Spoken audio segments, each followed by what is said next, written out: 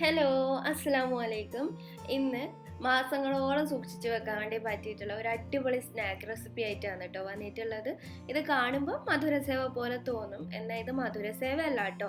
മധുരസേവ നമ്മൾ ഉണ്ടാക്കാറുള്ളത് അരിപ്പൊടിയും കടലമാവും വെച്ചിട്ടാണല്ലോ. ഇതിപ്പോൾ ഞാൻ ചെയ്തിട്ടുള്ളത് മൊത്തത്തിൽ മൈദ വെച്ചിട്ടുള്ളതാണ്. ഇതൊരു 1-2 മാസങ്ങളോളം നമുക്ക് സൂക്ഷിച്ചു വെക്കാൻ വേണ്ടി പറ്റും, ഒരിക്കലും ചീത്തയായി പോകത്തില്ല കേട്ടോ. അപ്പോൾ നമുക്കിത് എങ്ങനെയാണ് ഉണ്ടാക്കുന്നതെന്ന് നോക്കിയാലോ. അപ്പോൾ ഇത് തയ്യാറാക്കാൻ വേണ്ടി ഞാനിവിടെ 2 കപ്പ് മൈദയാണ് എടുത്തിട്ടുള്ളത്. ഇതിലേക്ക് ഒരു 1/2 ടീസ്പൂൺ ബേക്കിംഗ് സോഡ കൂടി ചേർത്തിട്ട് ഒന്ന് മിക്സ് ചെയ്ത് വെക്കുക. അതുപോലെ തന്നെ ഞാൻ ഇതിലേക്ക് ഒരു 1/2 ടീസ്പൂൺ ഉപ്പ് കൂടി ചേർത്ത് കൊടുക്കുന്നുണ്ട് കേട്ടോ. നമ്മൾ പിന്നെ പഞ്ചസാരയൊക്കെ ചേർക്കുന്നതാണ്, അതുകൊണ്ട് തന്നെ ആ ഒരു മധുരം ഒന്ന് ബാലൻസ് ചെയ്യാൻ 1/2 ടീസ്പൂൺ ഉപ്പ് ചേർത്ത് കൊടുക്കുക. ഇതിനി നന്നായിട്ടൊന്ന് മിക്സ് ചെയ്തെടുക്കാം. അതിനുശേഷം ഇതിലേക്ക് ഇനി നമുക്ക് മുട്ട ചേർത്ത് കൊടുക്കണം. ഞാനിപ്പോൾ ഇവിടെ 2 മുട്ടയാണ് എടുത്തിട്ടുള്ളത്. അപ്പോൾ നിങ്ങൾ കൂടുതൽ ചെയ്യുന്നുണ്ടെങ്കിൽ അതിനനുസരിച്ചിട്ട് മുട്ടയും മൈദ എടുത്താൽ മതിയാവും കേട്ടോ. 1 കപ്പിന് 1 മുട്ട എന്നുള്ള കണക്കിൽ എടുത്താണ് ഞാനിപ്പോൾ ചെയ്യുന്നത്. അങ്ങനെ ആകുമ്പോൾ എളുപ്പത്തിൽ നിങ്ങൾക്ക് മെഷർമെൻറ്റ് കിട്ടുമല്ലോ. ഇനി ഇതിലേക്ക് ഞാൻ 1/2 ടീസ്പൂൺ കറുത്ത എള്ള് ചേർത്ത് കൊടുക്കുന്നുണ്ട്. അതുപോലെ തന്നെ 1/2 ടീസ്പൂൺ ചെറിയ ജീരകവും ചേർത്ത് കൊടുക്കുന്നുണ്ട്. ഇതൊക്കെ ചേർക്കുമ്പോൾ കുറച്ചും കൂടി നല്ലൊരു ടേസ്റ്റാണ്, അപ്പോൾ ഉണ്ടെങ്കിൽ ചേർത്ത് കൊടുക്കാം. ഇനി ഇതിലേക്ക് ഓയിൽ കൂടി ചേർത്ത് കൊടുക്കണം. 2 ടേബിൾ സ്പൂൺ സൺഫ്ലവർ ഓയിലാണ് ഞാനിപ്പോൾ എടുത്തിട്ടുള്ളത്. വെളിച്ചെണ്ണയൊന്നും ചേർത്ത് കൊടുക്കരുത് കേട്ടോ. ഇതുപോലെ സ്മെല്ലില്ലാത്ത ഓയിൽ തന്നെ ചേർത്ത് കൊടുക്കാം. ഇനി ഇതെല്ലാതും നന്നായിട്ടൊന്ന് മിക്സ് ചെയ്തെടുക്കാം. ആദ്യം ഇതെല്ലാതും കൂടി നന്നായിട്ടൊന്ന് മിക്സ് ചെയ്തെടുക്കുക. അതിനുശേഷം നമുക്ക് ആവശ്യം പോലെ വെള്ളം ചേർത്ത് കൊടുത്താൽ മതിയാവും. കണ്ടില്ലേ, ഇതിപ്പോൾ ഇവിടെ നന്നായിട്ട് മിക്സ് ചെയ്തെടുത്തിട്ടുണ്ട്. ഇനി നമുക്ക് കുറേശ്ശെ വെള്ളം ഒഴിച്ചിട്ട് മിക്സ് ചെയ്തെടുക്കാമെന്ന് വേണ്ടേ.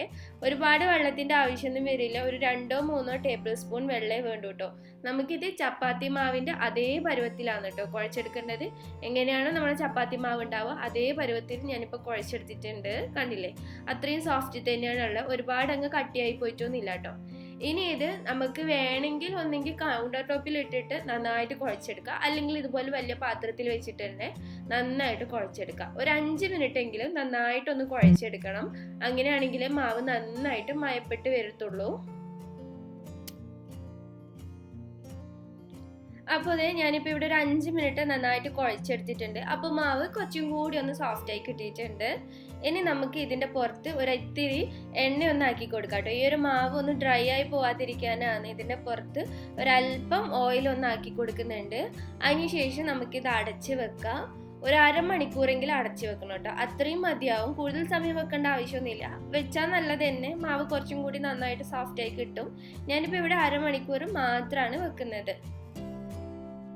അപ്പോൾ അതേ കണ്ടില്ലേ, 1/2 മണിക്കൂർ കഴിയുമ്പോഴേക്കും തന്നെ ഈ ഒരു മാവിൻ്റെ പരുവം നിങ്ങൾക്ക് മനസ്സിലാവും.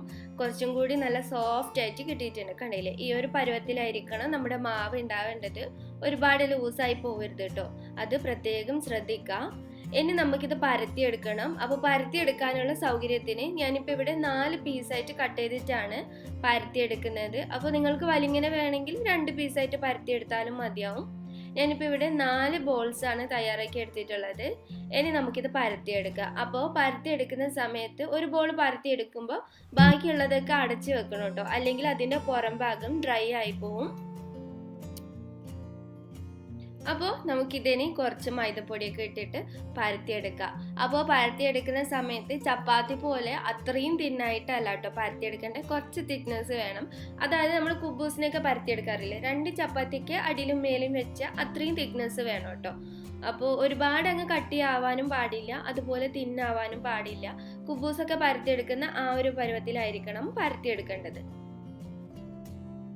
ഇതാ ഞാനിപ്പോൾ ഇവിടെ പരത്തി എടുത്തിട്ടുണ്ട്. ഇതിപ്പോൾ ഒരു ചപ്പാത്തിയുടെ അത്രയും വലുപ്പത്തിലാണ് എനിക്ക് കിട്ടിയിട്ടുള്ളത്. ഇനി നമുക്കിത് കട്ട് ചെയ്തെടുക്കുക. വളരെ നേരിയ പീസായിട്ടാണ് ഞാൻ കട്ട് ചെയ്തെടുക്കുന്നത്. കാരണം ഇത് ഒരുപാട് അങ്ങ് കട്ടിയായി കഴിഞ്ഞാൽ നമുക്ക് കഴിക്കുമ്പോൾ വലിയൊരു ടേസ്റ്റ് ആയിട്ട് തോന്നില്ല കേട്ടോ. ഇത് നല്ല നേരിയ പീസായിട്ട് കഴിക്കുമ്പോഴാണ് നല്ലൊരു ടേസ്റ്റ് ഉണ്ടാവുക. അപ്പോൾ ഇത് നമുക്ക് എല്ലാതും മൊത്തത്തിൽ കട്ട് ചെയ്തെടുക്കാം. അപ്പോൾ ഇത് കട്ട് ചെയ്യുന്ന സമയത്ത് തന്നെ നിങ്ങൾക്ക് മനസ്സിലാവും ഇത് എത്രത്തോളം തിക്നെസ് ഉണ്ടെന്ന്. കുബൂസിൻ്റെ ആ ഒരു പരുവത്തിലാണ് ഞാനിപ്പോൾ പരത്തി എടുത്തിട്ടുള്ളത് കേട്ടോ.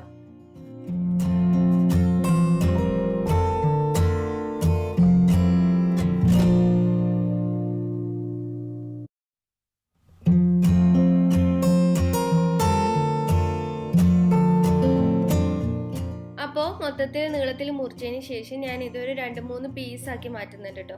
അപ്പോൾ കാണാനൊരു ഭംഗി വേണമെങ്കിൽ നിങ്ങൾക്ക് കൈകൊണ്ട് ഒന്ന് ഉരുട്ടി കൊടുക്കുക ആ ഒരു പീസ്. സമയം ഉണ്ടെങ്കിൽ ചെയ്യാം കേട്ടോ, കുറച്ച് ക്ഷമയിൽ ചെയ്യേണ്ട കാര്യമാണ്. അപ്പോൾ നമുക്ക് വേറെ ഒരു പണിയില്ലാത്ത സമയത്ത് ഉണ്ടാക്കാൻ വേണ്ടി തുടങ്ങിയാൽ മതി കേട്ടോ, കാരണം ഇതിന് കുറച്ചധികം സമയം ചിലവാകും. അപ്പോൾ കാണാനൊരു ഭംഗിക്ക് വേണ്ടിയിട്ടാണ് ഞാൻ ഇതുപോലെ ഒന്ന് ഉരുട്ടിയെടുക്കുന്നത്. അപ്പോൾ ഞാൻ ഓരോ പീസും ഒരു 3-4 പീസായിട്ട് കട്ട് ചെയ്തെടുക്കുന്നുണ്ട് കേട്ടോ.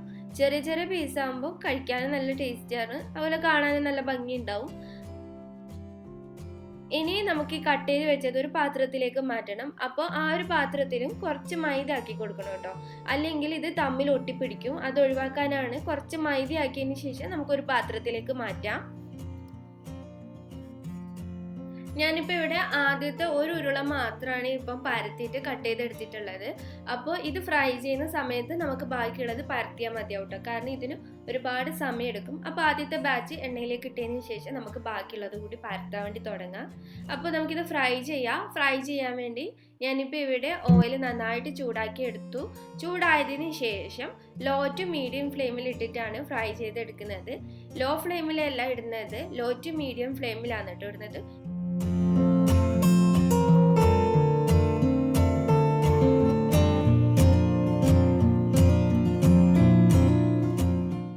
അപ്പോൾ ഇത് മീഡിയം ഫ്ലെയിമിൽ ഇടരുത്, ഹൈ ഫ്ലെയിമിൽ ഇടരുത് കേട്ടോ, കാരണം ഇത് പെട്ടെന്ന് തന്നെ പുറം ഭാഗം ബ്രൗൺ ആവും, ഉൾഭാഗം ആണെങ്കിൽ വെന്തിട്ടും ഉണ്ടാവില്ല.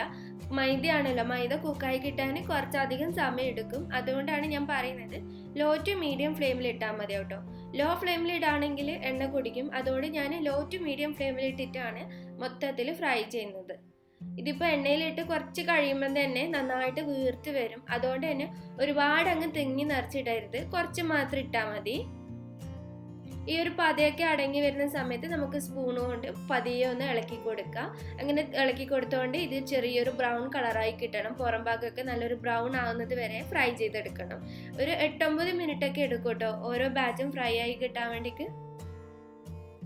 അപ്പോൾ കുറച്ച് ക്ഷമയിൽ തന്നെ, വേറെ ഒരു പണി ഇല്ലാത്ത ദിവസം നിങ്ങൾ ഇത് ഉണ്ടാക്കാൻ വേണ്ടി ഇറങ്ങിയാൽ മതിയാവും കേട്ടോ. കുറച്ചധികം സമയം എടുക്കും ഇത് കുക്കായി കിട്ടാൻ വേണ്ടിക്ക്. അപ്പോൾ നന്നായിട്ട് ഫ്രൈ ആയാൽ കഴിക്കാനും നല്ല ടേസ്റ്റ് ഉണ്ടാകത്തുള്ളൂ.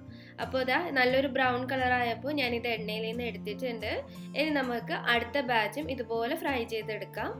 അപ്പോൾ മൊത്തത്തിൽ ലോ ടു മീഡിയം ഫ്ലെയിമിൽ തന്നെ വെച്ചാൽ മതി. ഫ്ലെയിം കൂട്ടാനും നിൽക്കണ്ട, കുറക്കാനും നിൽക്കണ്ട കേട്ടോ.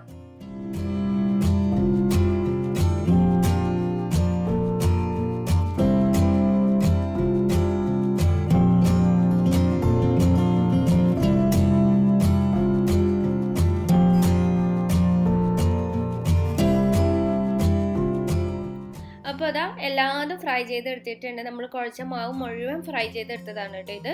അപ്പോൾ ഇത്രയാണ് നമുക്ക് ഫ്രൈ ചെയ്തപ്പോൾ കിട്ടിയത്. അപ്പോൾ ഈ ഒരു കളർ ആകുന്നത് വരെ ആയിരിക്കണം ഫ്രൈ ചെയ്യേണ്ടത്. എന്നിട്ടൊന്ന് പൊട്ടിച്ച് നോക്കുക ഉൾഭാഗമൊക്കെ കുക്കായിട്ടുണ്ടോ. നമ്മൾ നല്ല തിന്നായിട്ട് കട്ട് ചെയ്യുകയാണെങ്കിൽ പെട്ടെന്ന് തന്നെ കുക്കായി കിട്ടും. അപ്പോൾ ഞാനിത് പൊട്ടിക്കുമ്പോൾ തന്നെ നിങ്ങൾക്ക് മനസ്സിലാവും ഇത് ഒരുപാട് അങ്ങ് ഹാർഡായിട്ടൊന്നല്ല, നല്ല സോഫ്റ്റ് ആയിട്ട് തന്നെ കിട്ടിയിട്ടുണ്ട്. കുട്ടികൾക്കൊക്കെ കഴിക്കാൻ വേണ്ടി പറ്റുന്ന ആ ഒരു പരുവത്തിൽ തന്നെയാണ് കേട്ടോ ഉള്ളത്. ഇനി നമുക്കിതിലേക്ക് വേണ്ട ഷുഗർ സിറപ്പ് ഒന്ന് തയ്യാറാക്കാമെന്ന് വേണ്ടത്. അപ്പോൾ ഷുഗർ സിറപ്പ് തയ്യാറാക്കാൻ വേണ്ടി ഞാനിപ്പോൾ ഇവിടെ ഒരു പാത്രത്തിലേക്ക് 3/4 കപ്പ് പഞ്ചസാരയാണ് എടുത്തിട്ടുള്ളത്. ഇതിലേക്ക് ഒരു 1/4 കപ്പ് വെള്ളം ഒഴിച്ചിട്ട് നമുക്കിത് മെൽറ്റ് ചെയ്യാൻ വേണ്ടി വെക്കാം. അപ്പോൾ അതേ പഞ്ചസാരയ്ക്ക് ഇവിടെ നന്നായിട്ട് തിളച്ചിട്ടുണ്ട്. പഞ്ചസാര നമുക്ക് 1 സ്ട്രിങ് കൺസിസ്റ്റൻസി ആണ് കേട്ടോ അവൻ്റെ. ഇതാ കണ്ടില്ലേ, ഇപ്പോൾ 1 സ്ട്രിങ് കൺസിസ്റ്റൻസി ആയിട്ടുണ്ട്. നമുക്കിനി ഫ്ലെയിം ഓഫ് ചെയ്യാം. അപ്പോൾ നമ്മളിവിടെ ഫ്രൈ ചെയ്ത് വെച്ചത് ഞാനിപ്പോൾ ഇവിടെ 2 ബാച്ചാക്കി മാറ്റിയിട്ടുണ്ട് കേട്ടോ. പകുതി ഞാനൊരു വേറൊരു പാത്രത്തിലേക്ക് മാറ്റിയിട്ടുണ്ട്. ആദ്യം നമുക്ക് ഈ ഒരു പകുതിയിലേക്ക് ഷുഗർ സിറപ്പ് ചേർത്ത് കൊടുക്കാം. മുഴുവൻ ഒഴിക്കുന്നില്ല, ആദ്യം പകുതി മാത്രം ഒഴിച്ചാൽ മതി. ആ ചൂടോട് കൂടി തന്നെ ഒഴിക്കണം കേട്ടോ. ഫ്ലെയിം ഓഫ് ചെയ്ത ഉടനെ തന്നെ ഒഴിക്കണം. അതിനുശേഷം മിക്സ് ചെയ്യുക. എന്നിട്ട് ബാക്കി നമ്മൾ ഫ്രൈ ചെയ്ത് വെച്ചതുണ്ടല്ലോ അതുകൂടി ചേർത്ത് കൊടുക്കുക. എന്നിട്ട് ആവശ്യമുണ്ടെങ്കിൽ കുറച്ചും കൂടി ഷുഗർ സിറപ്പ് ചേർത്ത് കൊടുക്കുക കേട്ടോ. നിങ്ങൾക്ക് എത്രത്തോളം മധുരം വേണോ അതിനനുസരിച്ചിട്ട് ചേർത്ത് കൊടുത്താൽ മതിയാവും.